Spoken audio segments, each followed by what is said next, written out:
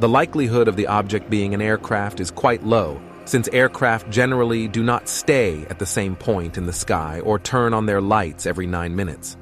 Additionally, most aircraft can be easily distinguished from other objects due to their red and green navigation lights.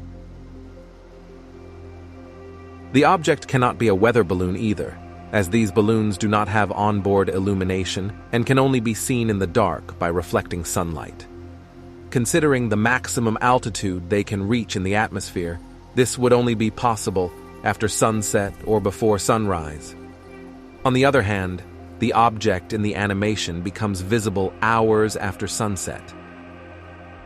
It is much more likely that it is an artificial object orbiting the Earth and reflecting sunlight, such as a satellite or rocket body.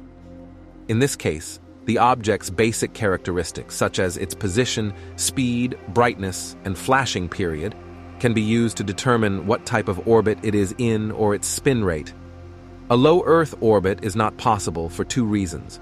First, objects in this orbit are often in Earth's shadow during the night, making them invisible. And second, they move much faster across the sky compared to what is seen in the animation. This makes a geostationary orbit the most likely option, given its significantly higher altitude. Geostationary objects complete their orbit around the Earth in the same time it takes the Earth to complete its rotation around its axis, which is 1 sidereal day, making them appear almost stationary from the perspective of ground observers. This means that the net apparent displacement of the object in the animation is a result of the object's own motion, combined with the diurnal motion caused by the Earth's rotation. Diurnal motion describes objects following circular paths around the celestial poles. But for a small field of view and a short time period, like in the animation, these paths can be assumed to be approximately linear.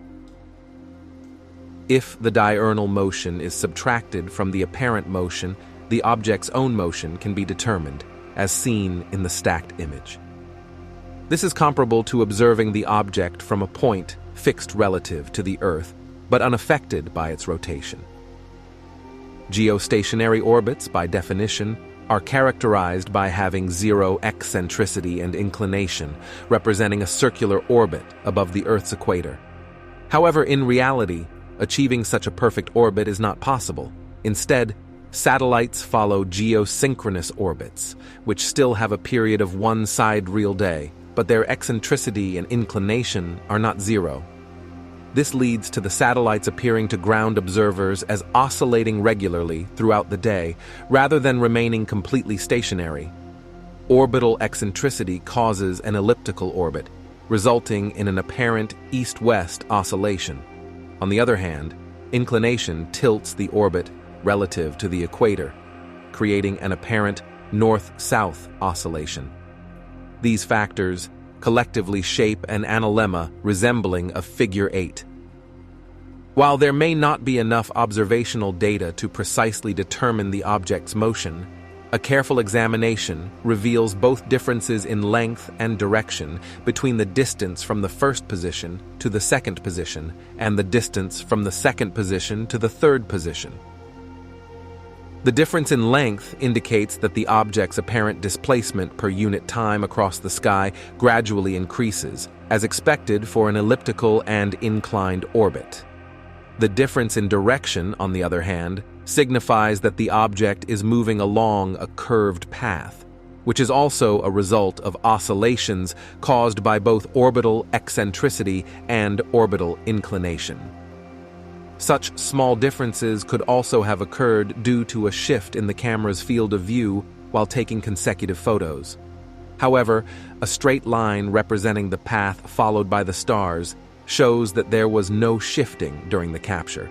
Therefore, the partial path revealed by these positions supports the idea that the object is a geosynchronous satellite. The slight rightward tilt of the path is related to the concept that the orientation of celestial objects and that of the sky change relative to the horizon as the Earth rotates. As a result, any chosen region of the sky appears at different angles to ground observers at different times of the day. On the other hand, Geosynchronous satellites maintain nearly the same positions in the sky for a specific period, and therefore, their orientations with respect to the horizon remain consistent for extended durations. Another factor supporting the object's orbit near the geostationary belt is that the object passes just about 6 degrees below the celestial equator. Although geostationary satellites circle Earth above the equator, there is still some parallax involved due to their relatively close proximity to Earth. This means that observers in northern latitudes will see them slightly south of the celestial equator, while those in southern latitudes will see them slightly north of it. The object's another notable feature is its relatively long flashing period of approximately 9 minutes.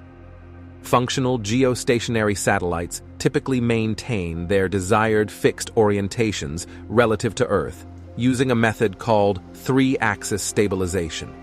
This means that, contrary to what is seen in the animation, the brightness of these satellites should remain nearly the same to ground observers.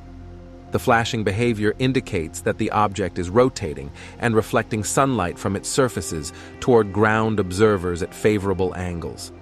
On the other hand, attitude control for geostationary satellites can also be achieved with the spin stabilization method, where the satellite rotates along its longitudinal axis.